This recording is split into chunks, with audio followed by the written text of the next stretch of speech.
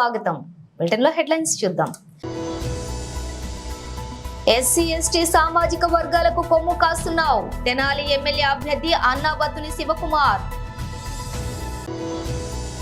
ప్రజా వ్యతిరేకత సునామీగా మారింది. వైసీపీ తుడిచిపెట్టుకుపోవటం ఖాయం. దేవినేని ఉమా మీడియా సమావేశం. కేంద్ర మంత్రి మరియు బీజేపీ రాష్ట్ర అధ్యక్షులు Shri G Kishan Reddy press meet.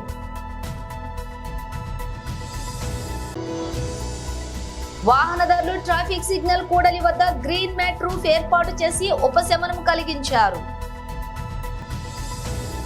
Details చూస్తే ఎస్సీ ఎస్టీ సామాజిక వర్గాలకు కొమ్ము కాస్తున్నాం, నువ్వు అసలు కమ్మోడివేనా అంటూ టీడీపీ కార్యకర్త అసభ్యంగా మాట్లాడాడు. అందుకే బుద్ధి చెప్పాల్సి వచ్చింది. తెనాలి ఎమ్మెల్యే అభ్యర్థి అన్నాబత్తుని శివకుమార్. ఈ రాష్ట్రంలో జగన్మోహన్ రెడ్డి గారిని ఏదో చేయాలి, వైఎస్ఆర్ పార్టీ ఎమ్మెల్యేలు ఏదో చేయాలి అనే శాడిజంతో ఈరోజు అతను ఆల్కహాల్ కూడా తాగి ఉండాడు. ఆ తాగి ఉండి నేను నా భార్య ఓటేయటానికి వెళ్తుంటే కానీ అసభ్య దోషంతో పక్కన నా భార్య నేను ఉన్నప్పుడు అసభ్య దూషణతో మరి ముఖ్యంగా ఏదైతే ఈ చిన్న కులాల్ని బహిరంగంగా తిట్టాడు. మాలా మాదిగలకు అండగాసే పార్టీ, మైనార్టీలకు అండగాసే పార్టీ, ఇట్లాంటి పార్టీలో ఈ లంజోడుగా అసలు కమ్మాడేనా, వీడు కమ్మాడేనా, ఈ మాటలు సేమ్ వర్డ్స్ నన్ను పట్టుకొని నా భార్య ముందు అక్కడ ఓటర్స్ అందరూ ఉన్నారు, చాలామంది ఉన్నారు, చాలామంది కమ్మాళ్ళే ఉంది, ఎస్సీలో ఉన్నారు, మైనార్టీలో ఉన్నారు. ఎందుకంటే మా నగర్లో కమ్మాస్ ఉన్నారు, ఎస్సీస్ ఉన్నారు. నేను ఓటేసే బూతు 4 వార్డులకు సంబంధించింది. అక్కడ ఎస్సీ ఎస్టీ బీసీ మైనార్టీ కమ్మ వీళ్ళందరూ ఉన్నారు. వాళ్ళందరి ముందే అన్నాడు ఈ లంజా ఆడుకొని నన్ను, అంటే కమ్మాడిని కాబట్టి, ఎందుకంటే అతను నేను ఇద్దరం కమ్మాలమే. ఆ రకమైన భాష వచ్చినప్పుడు ఏంట్రా నువ్వు మాట్లాడేది అని చెప్పి నేను చేయి చేసుకుందా, నిజమే ఏంట్రా నువ్వు మాట్లాడింది అని చెప్పి చేయి మీద ఇలా వేసి ఈ రకమైన భాష, ఎందుకంటే ఈ తెనాలి ప్రజలందరికీ తెలుసు నేనేంటి అలాంటి. కానీ దీన్ని వక్రీకరించి అది అన్న మాటలను ప్రజెంట్ చేయకుండా ఏబిఎన్, TV5 లేదు ఫేస్బుక్లో వీటితో ట్రోలింగ్ చేసుకుంటూ తెలుగుదేశం పార్టీకి ఏదో సింపథైజర్గా తీసుకురావాలన్న ఉద్దేశంతో దీన్ని రకరకాలుగా మలుస్తూ ఉన్నారు. అందుకే ప్రజలకు ఒక క్లారిటీ కోసం అక్కడ ఉన్న ఓటర్లందరికీ తెలుసు. వాళ్ళు మళ్ళీ మా చెబుతున్నారు అలా పొద్దున్నుంచి వీడు తాగి వచ్చి ఇలాగే ఇక్కడ హెరాస్మెంట్ చేస్తున్నాడు, పెద్ద హెరాస్మెంట్ చేస్తున్నారు. ఎవరైనా ఇప్పుడు మాలా మాదిగా లేకపోతే మైనార్టీని ముస్లిం అని లేకపోతే సాయిబాడు అని తిడితే ఊరుకుంటానా? అక్కడ ఉన్నాళ్ళు. ప్రజా వ్యతిరేకత సునామీగా మారింది. వైసీపీ తుడిచిపెట్టుకుపోవటం ఖాయం. మాజీ మంత్రి దేవినేని ఉమామహేశ్వరరావు మీడియా సమావేశం. ఇంకా 3500 బూతుల్లో పోలింగ్ ప్రక్రియ జరుగుతూ ఉంది. ఎన్ని ఇబ్బందులు ఎదురైనా కసిగా, పట్టుదలగా, అంకిత భావంతో దేశ విదేశాల నుంచి, పక్క రాష్ట్రాల నుంచి, రాష్ట్రంలోని ప్రతి ఓటర్ మహాశయులు కూడా భారీ ఎత్తున తరలి వచ్చి ఇంకా పోలింగ్ కేంద్రాల్లో నిలబడి ఓటింగ్ ప్రక్రియలో పాల్గొంటూ ఉంటే సజ్జల రామకృష్ణారెడ్డికి కళ్ళు బయలు గమ్ముతూ ఉన్నాయి. ఓటమి స్పష్టంగా సజ్జల ముఖంలో కనపడుతూ ఉంది. తాడేపల్లి ప్యాలెస్ మాటలో సజ్జల మాటల్లో డొల్లతనం బట్టబయలవుతూ ఉంది. ఈరోజు చాలా బేలగా ఎలక్షన్ కమిషన్ మీద నిందలేస్తున్నాడు. అధికారులు బదిలీల మీద బురజల్లుతూ ఉన్నాడు. నంగనాసిలాగా ఇంకా రేపు కౌంటింగ్ ఏజెంట్లు నిలబెట్టుకోవటానికి ఇంకా బడాయి కబుర్లు చెప్తున్నాడు. సజ్జల, జగన్ రెడ్డి, విజయసాయిరెడ్డి, వైవి సుబ్బారెడ్డి, పెద్దిరెడ్డి, మీ కేల్ కథం. మీ దుకాణం బంద్. ఈ బేల మాటలు మానేయండి, ఈ పిచ్చి మాటలు మానేయండి. ఇంకా ప్రజలను నమ్మించాలని ఇవాళ సజ్జల మాటలు వింటూ ఉంటే దెయ్యాలు వేదాలు వల్లించినట్టు ఇంకా అబద్ధాలు మాట్లాడుతూ ఉన్నాడు, అసత్యాలు మాట్లాడుతూ ఉన్నాడు. మీ దుర్మార్గాలు పొద్దున చిత్తూరు జిల్లా బోరగమంద గ్రామంలో మంత్రి పెద్దిరెడ్డి నియోజకవర్గంలో పోలింగ్ ఏజెంట్లు ఎత్తుకెళ్ళిపోయారు.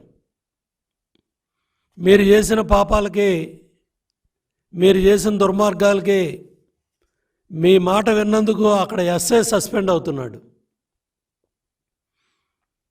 అదేవిధంగా మాచర్ల నియోజకవర్గంలో ఎన్ని అరాచకాలు ఈరోజు మీరు చేసింది, ఎన్ని దుర్మార్గాలు, ఎన్ని దాళ్ళు. చివరికి మీ ఎమ్మెల్యేని, మీ అభ్యర్థిని గృహ నిర్బంధం చేసే పరిస్థితి వచ్చింది. ఉరవకొండ 129వ బూత్లో పోలింగ్ అధికారులతో మీ వాళ్ళు వాగ్వాదానికి దిగారు. అన్నమయ్య జిల్లా పొల్లంపేట మండలంలో మా ఏజెంట్ల మీద మీ కార్యకర్తల దాడి. కడప జిల్లా చాపాడు మండలంలో గొలవలూరు గ్రామంలో టీడీపీ ఏజెంట్లను బయటికి లాగి మీరు చేసిన అరాచకాలు చెప్పలేకపోయావా సజల? శ్రీశైలం 4-5 పోలింగ్ కేంద్రాల్లో మీ నాయకులు చేసిన అరాచకాలు. పత్తిపాడు నియోజకవర్గంలో బ్యాలెట్ పేపర్లో మీరు చేసిన అరాచకాలు. పల్నాడు జిల్లా గురజాల దాచేపల్లి మండలంలో పోలింగ్ బూతుల దగ్గర మీ పార్టీ కార్యకర్తల దాడులు. కడప జిల్లా చాపాడు మండలం అనంతపురంలో టీడీపీ ఏజెంట్లను బయటికి లాగిన కార్యక్రమాలు. పల్నాడు జిల్లా సత్తెనపల్లి నియోజకవర్గం రాజుపాలెం మండలంలో కార్యకర్తల మీద మీ నాయకులు చేసిన దాడులు. ఉరవకొండ పయ్యావుల కేసు స్వగ్రామంలో మీ అభ్యర్థి విశ్వేశ్వరరెడ్డి 178 బూత్లో పోలింగ్ ప్రక్రియను ఆపిన కార్యక్రమాలు. నెల్లూరు జిల్లా కమ్మవారిపాలెం గ్రామంలో మీరు అభివృద్ధి చేయలేదని అక్కడ ఎన్నికలనే గ్రామస్తులు బహిష్కరించారు. ఇంకా సిగ్గు లేకుండా అభివృద్ధి గురించి మాట్లాడుతున్నాడు సజల. ఉద్ధరించానని చెప్పి మాట్లాడుతూ ఉన్నావు. ఆ గ్రామంలో ఎన్నికలనే బహిష్కరించేశారు. కడప జిల్లా పొల్లంపేటలో మలవారిపాలెంలో మరి వైసీపీ మన తెలుగుదేశం పార్టీ నాయకుడు జడ రాంప్రసాద్ని మీ కార్యకర్తలు దాడులు చేసింది మర్చిపోయావా? నందిగాం నియోజకవర్గంలో మాగలలో మరి టీడీపీ కార్యకర్తల మీద, నాయకుల మీద మీ గొండాలు చేసిన దాడులు. కడప జిల్లాలో భద్రతా పోలీసులు అక్కడ వైఫల్యం చెందితే మీ నాయకులు, కార్యకర్తలు అక్కడ తెలుగుదేశం పార్టీ ఏజెంట్ల మీద చేసిన దాడి. మాచర్ల నియోజకవర్గంలో ఖమ్మంపాడులో జరిగిన గొడ్డళ్ళు, వేటకొడవళ్ళు రహదారి మీద ఆందోళన చేసి మరి అక్కడ అధికారులు వచ్చి, పోలీసులు వచ్చి కంట్రోల్ చేయాల్సిన పరిస్థితి వచ్చింది. అట్లాగే విజయవాడలో కూడా వైసీపీ నాయకులు, గుండాల కనుసన్నల్లో కొంతమంది పోలీసు అధికారులు చాలా అత్యుత్సాహంగా పనిచేశారు. కేంద్ర మంత్రి మరియు బీజేపీ రాష్ట్ర అధ్యక్షులు Shri G Kishan Reddy press meet. అలాంటి ఈ యొక్క ప్రజాస్వామ్య వ్యవస్థలో లోక్సభ ఎన్నికలకు అత్యంత ప్రాధాన్యత ఉంటుంది. ఈ నేపథ్యంలో జరిగినటువంటి ఎన్నికలు చాలా సజావుగా, ప్రశాంతంగా ముగియడము నిజంగా సంతోషకరమైనటువంటి విషయం. ఈ ఎన్నికల్లో మరి అన్ని వర్గాల ప్రజలు స్వచ్ఛందంగా ముందుకొచ్చి వీటిని జయప్రదం చేయడం జరిగింది. ఓటు వేసినటువంటి ప్రజలకు, ఓటింగ్ కార్యక్రమంలో భాగస్వాములైనటువంటి అధికారులకు, రాజకీయ పార్టీ కార్యకర్తలందరికీ కూడా, మీడియా మిత్రులకు అందరికీ హృదయపూర్వకమైనటువంటి ధన్యవాదాలు తెలియజేస్తూ ఉన్నాం. చాలామంది హైదరాబాద్లో సెలబ్రిటీస్ కూడా క్యూలో నిల్చొని ఓటు వేశారు.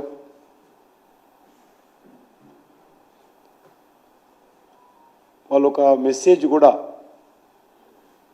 అందరూ క్యూలో నిల్చొని ఓటు వేయడం ఒక మంచి మెసేజ్గా ఈరోజు మనం భావించవచ్చు. ఈరోజు ఎన్నికలు చూసిన తర్వాత ప్రశాంతంగా జరిగినటువంటి ఎన్నికలు రానున్న రోజుల్లో ప్రజాస్వామ్యం మరింత బలపడడానికి ఉపయోగపడుతుందనే విషయాన్ని ఈ సందర్భంగా మనయేస్తున్నాను.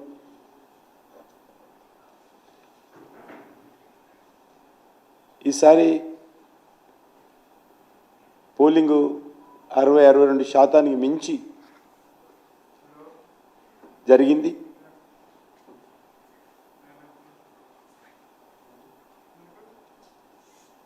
గతంలో 62.7% 2019లో పార్లమెంట్ ఎన్నికలు తెలంగాణలో ఉంటే ఈసారి 65% దాటేటువంటి అవకాశం ఉందని ఈరోజు వార్తలు వస్తూ ఉన్నాయి.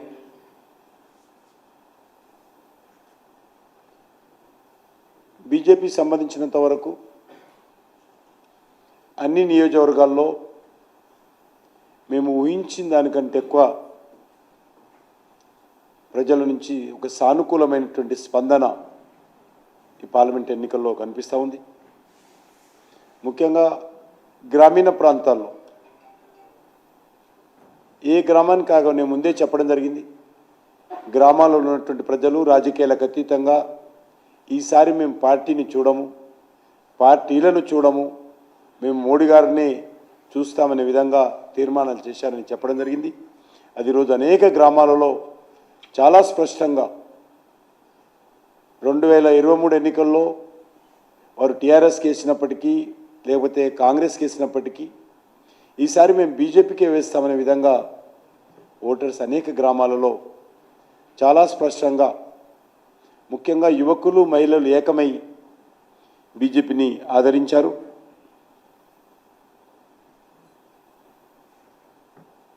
పట్టణ ప్రాంతాల్లో కొంత పోలింగ్ పర్సెంటేజ్ తగ్గినప్పటికీ మెజార్టీ ఓటర్స్ పోలైనటువంటి మెజార్టీ ఓటర్స్ బీజేపీ వైపే మొగ్గు చూపినట్టు నాకు అర్థమవుతుంది వ్యక్తిగతంగా.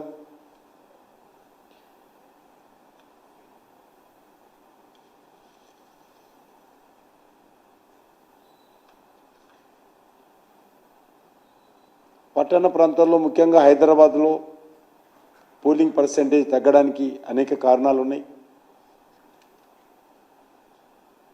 చాలామంది ఆంధ్రప్రదేశ్ ఎన్నికలు జరగడంతో చాలా నియోజకవర్గాల్లో వాళ్ళు పెద్ద ఎత్తున అక్కడ తమ ఓటు హక్కు వినియోగించుకోవడం కోసము ఆంధ్ర రాష్ట్రానికి వెళ్ళారు.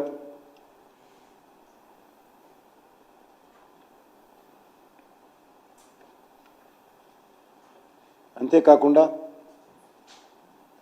మరి ముఖ్యంగా రాజకీయ పార్టీ కార్యకర్తలు ముఖ్యమంత్రి గారు కానీ లేకపోతే బీఆర్ఎస్ నాయకులు కానీ ఎంత రెచ్చగొట్టినప్పటికీ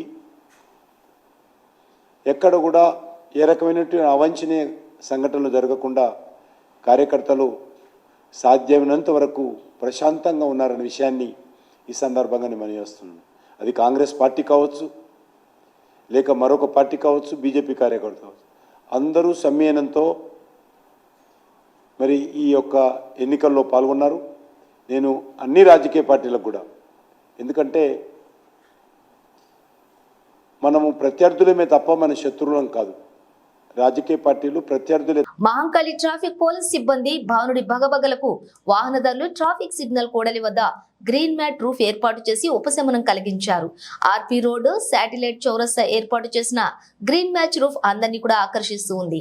ఈ ఏర్పాటు ఒక ప్రాంతానికే పరిమితం కాకుండా సిటీలోని అన్ని ప్రధాన కూడలి వద్ద ఏర్పాటు చేయడం వాహనదారులకు ఉపశమనం కలిగి ఎండ తీవ్రతకు ఇబ్బంది పడకుండా ఉంటారని అంటున్నారు.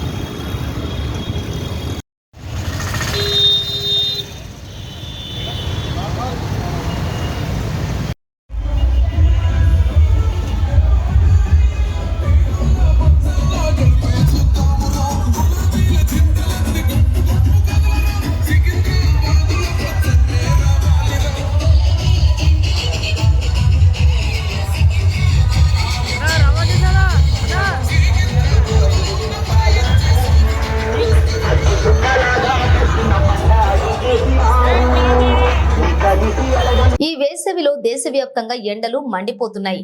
వడగాలులు ఉక్కపోతతో ప్రజలు అల్లాడిపోతున్నారు. ఈ సమయంలో వాతావరణ శాఖ చల్లటి కబురు చెప్పింది. ఈ ఏడాది కాస్త ముందుగానే దేశంలోకి నైరుతి రుతుపవనాలు ప్రవేశిస్తాయని ప్రకటించింది. మరో 5 రోజుల్లో అంటే ఈ నెల 19 కల్లా దక్షిణ అండమాన్ నికోబార్ దీవులు ఆగ్నేయ బంగాళాఖాతంలోకి రుతుపవనాలు ప్రవేశిస్తాయని తెలిపింది. మరోవైపు దక్షిణ కర్ణాటక నుంచి వాయువ్య మధ్యప్రదేశ్ వరకు కూడా ఉపరితల ద్రోణి విస్తరించింది. దీని ప్రభావంతో ఏపీలోని పలు ప్రాంతాల్లో పిడుగులతో కూడిన వర్షాలు కురుస్తాయని అమరావతి వాతావరణ శాఖ తెలిపింది. ఈ రోజు వడగాలులు ప్రభావం ఉంటుందని వెల్లడించింది. అయితే కోనసీమ, శ్రీకాకుళం, విజయనగరం, మన్యం, అల్లూరి సీతారామరాజు, అనకాపల్లి, విశాఖ, కాకినాడ, తూర్పు గోదావరి, పశ్చిమ గోదావరి, ఏలూరు, కృష్ణా జిల్లాల్లోని పిడుగులతో కూడిన తేలికపాటి నుంచి ఓ మోస్తారు వర్షం కురిసే అవకాశం ఉందని తెలిపింది. నిన్న పలు జిల్లాల్లో వర్షం కురిసింది. ప్రకాశం జిల్లా బల్లిపల్లిలోని అత్యధికంగా 79 మిల్లీమీటర్ల వర్షపాతం నమోదైంది. ఏలూరు జిల్లా జీలుగుమిల్లిలోని 41.2 డిగ్రీల గరిష్ట ఉష్ణోగ్రత నమోదైంది. రైళ్లలో దొంగతనాలకు పాల్పడి దొరికిపోయి పోలీసుల దెబ్బ రుచి చూసిన ఓ దొంగ ఆ తర్వాత రూట్ మార్చాడు. ఈసారి విమానాల్లో ప్రయాణిస్తూ విలువైన బంగారం, వెండి వస్తువులను దోచుకునేవాడు. అలా 100 రోజుల్లో ఏకంగా 200 విమానాల్లో ప్రయాణించి చేతివాతం ప్రదర్శించాడు. అలా కోట్ల రూపాయల విలువైనటువంటి వస్తువులు కొల్లగొట్టాడు. విమానాశ్రయంలోని విలువైన వస్తువులను పోగొట్టుకున్న బాధితులు పోలీసులకు వరుసగా ఫిర్యాదు చేస్తూ ఉండటంతో అనుమానించి ఎయిర్పోర్టుల్లోని సీసీటీవీలు పరిశీలించారు. అన్నింటిలోనూ ఒకే వ్యక్తి అనుమానాస్పదంగా కనిపించడంతో అదుపులోకి తీసుకుని విచారించగా అసలు విషయం వెలుగులోకి వచ్చింది. హైదరాబాద్ నుంచి ఢిల్లీ వెళ్లిన ఓ మహిళ తన హ్యాండ్ బ్యాగ్ నుంచి 7 లక్షల విలువ చేసే ఆభరణాలు మాయమైనట్లు పోలీసులకు ఫిర్యాదు చేసింది. మరో ప్రయాణికుడు కూడా 20 లక్షల విలువ చేసే వస్తువులు చోరీకి గురైనట్లు ఫిర్యాదు చేశాడు. దేశంలోని పలు విమానాశ్రయాల్లోనూ ఇలాంటి ఫిర్యాదులే రావడంతో అప్రమత్తమైన పోలీసులు సీసీటీవీలు గాలించి ఢిల్లీలోని పహర్గంజ్ కు చెందినటువంటి రాజేష్ కుమార్ ను అదుపులోకి తీసుకున్నారు. అలాగే విచారణలోని విస్తుపోయే విషయాలు కూడా వెలుగులోకి వచ్చాయి.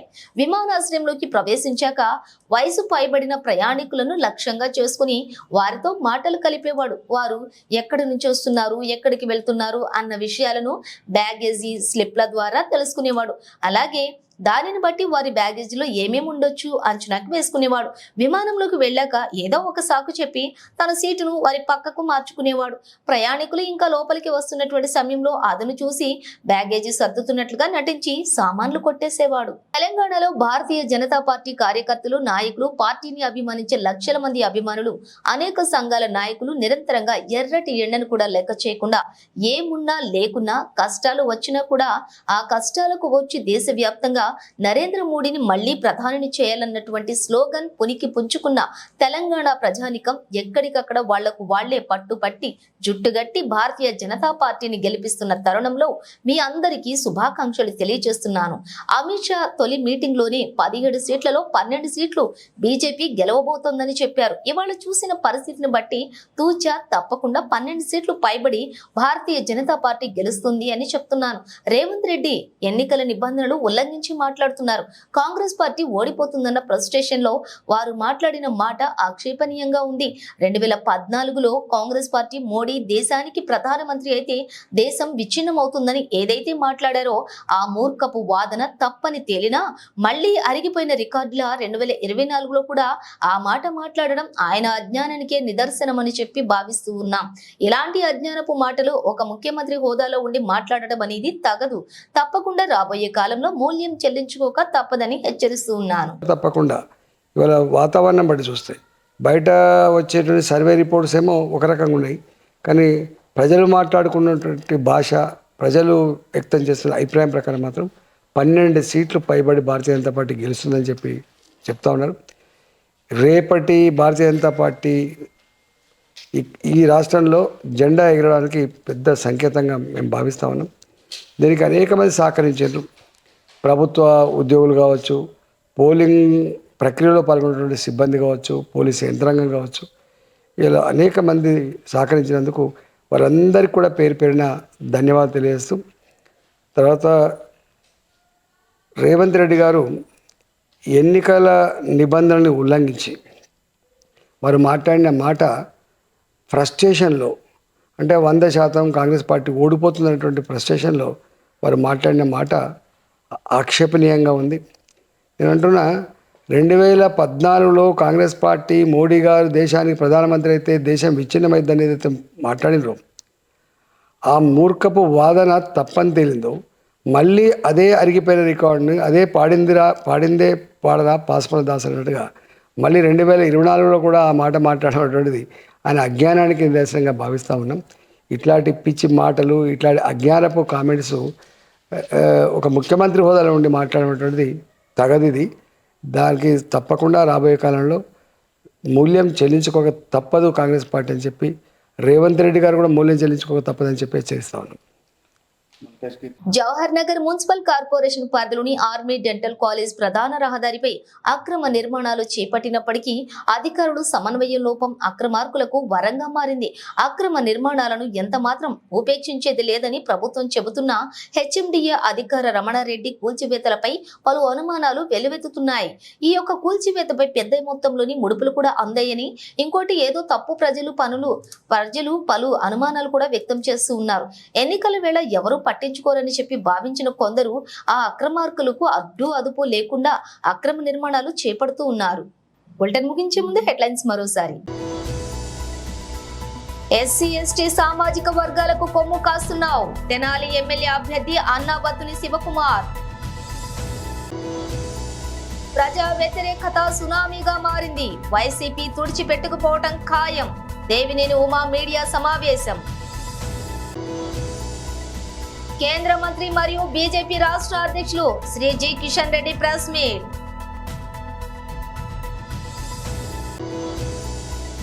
వాహనదారులు ట్రాఫిక్ సిగ్నల్ కూడలి వద్ద గ్రీన్ మ్యాట్ రూఫ్ ఏర్పాటు చేసి ఉపశమనం కలిగించారు. ఇవి బులెటిన్ విశేషాలు. మరో బులెటిన్తో మళ్ళీ కలుద్దాం.